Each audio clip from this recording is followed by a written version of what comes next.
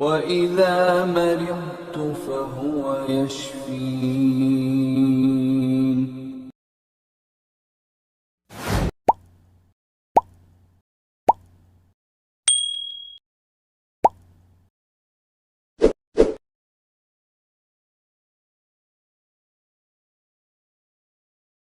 Yang banyak terjadi di kalangan umat Islam, kadang ada yang kunut, ada yang tidak.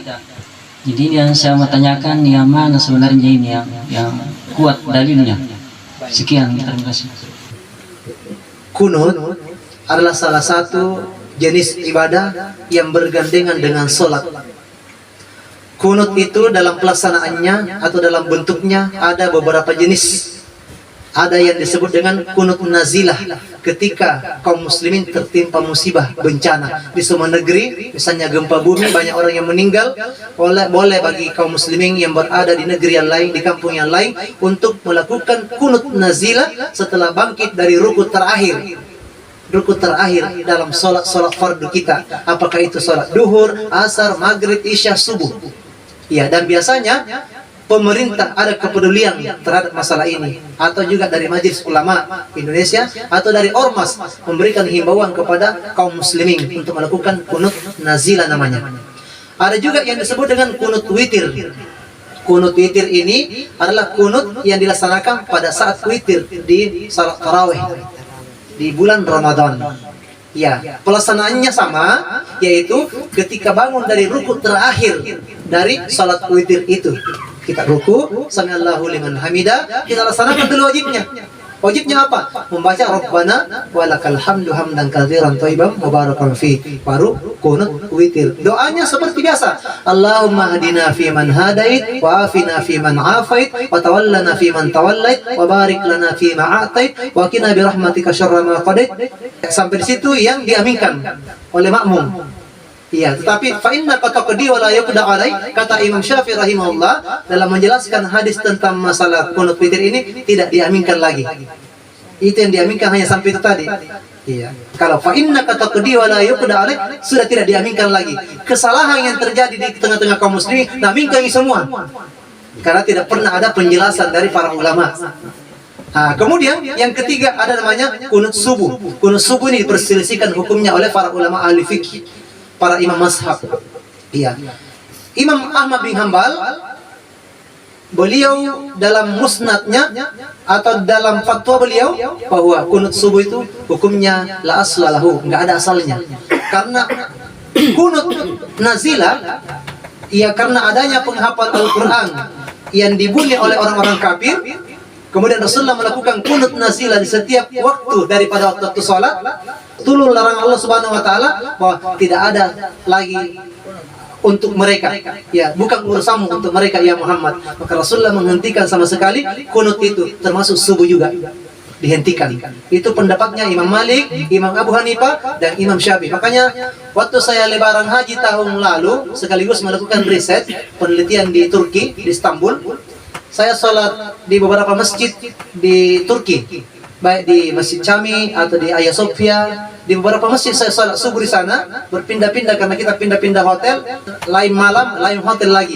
Karena dalam rangka untuk menggali sejarah peradaban Islam yang pernah berjaya di Turki di sana, yaitu bagaimana keindahan Masjid Hagia Sophia yang dulunya itu adalah pusat gereja Ortodoks, Kristen Ortodoks, lalu dirubah oleh Sultan Muhammad Al-Fatih setelah pasukan Konstantinopel Kristen Ortodoks dikalahkan oleh kaum muslimin. Di sana saya sholat subuh, nggak ada kunut di sana. Kenapa? Karena di sana bermazhab Hanafi. Hampir 95% penduduk Turki itu bermazhab Hanafi. Maka mazhab Hanafi itu tidak ada kunut subuh. Mazhab Hambali seperti yang dipraktikkan di negara-negara Arab, baik di negeri Yaman, kemudian di Qatar, Uni Emirat Arab, di Dubai, Abu Dhabi, di Saudi Arabia, mereka semua mayoritas bermazhab Hambali.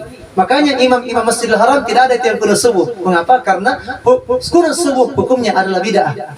Hukumnya adalah bid'ah. Tapi kalau kita pergi ke Maroko, ke Somalia, ke Mesir, demikian pula di Asia Tenggara seperti di Malaysia, di Brunei, di Singapura, di Indonesia, di sini mayoritas bermazhab Syafi'i. Ya, karena di sini bermazhab Syafi'i, maka Imam Syafi'i bersama dengan murid-muridnya telah menghasankan hadis tentang kunut subuh. Bahwa Rasulullah itu meninggalkan kunut nasilah yang 5 waktu. Sudah salat duhur, sudah salat asar, sudah salat maghrib, sudah salat isya. Tetapi Imam Syafi'i mengatakan kecuali satu yang tidak ditinggalkan, yaitu salat subuh tetap ada kunutnya. Itu nakasi hasan ki hadisnya Imam Syafi'i. Karena Imam Syafi'i rahimahullah itu penghafal jutaan hadis. Derajatnya adalah hasan. Makanya jangan heran pengikut Asy-Syafi'iyah atau bermazhab Syafi'i, mereka melakukan kunut subuh dengan dasar bahwa hadisnya tidak dhaif, tidak lemah, tapi kuat, dasarnya adalah hadis hasan. Ya, gitu. Jadi kesimpulannya sebagai imam masjid dan kita lebih dominan adalah meyakini kebenaran daripada mazhab Hanafi, Hambali dengan Maliki, berarti kita tidak kunut subuh karena dianggap bahwa kunut subuh itu bid'ah, tidak ada dasarnya. Karena hadis tentang kunut subuh itu hadisnya dhaif menurut mazhab Hambali, Maliki dan Hanafi. Hadisnya lemah. Hadis lemah tidak bisa dijadikan dalil dalam beribadah. Tapi kalau mazhab Syafi'i, dia mengangkat hadis ini dari lemah dianggap sebagai hadis hasan. Makanya mereka mempraktikkan kunut subuh. Tapi kunut subuh yang mereka baca adalah diadopsi dari doa witir. Sebenarnya itu Allahumma hadina fiman hadait bukan doa kunut subuh. Itu adalah doa kunut witir. Coba kita nonton siaran langsung di Masjidil Haram, di Masjid Nabawi, sementara malam. Apa anda baca? Kalau kunut witir itu para imam di atas, pasti anda baca Allahumma hdina fiman hadait wa afina fiman afait. Karena memang itu adalah doa kunut witir. Tapi oleh Imam Syafi'i, beliau berijtihad, beliau larikan ke kunut subuh. Iya, artinya dipasang-pasang. Dipasang-pasang gitu dalil, dia pasangkan ke sana. Iya. Bagaimana yang kita praktekkan di masyarakat? Ya, ini terakhir. Kalau seumpamanya kita bermakmun di belakang orang yang kunut, wajib ikut kunut, angkat tangan mengaminkan.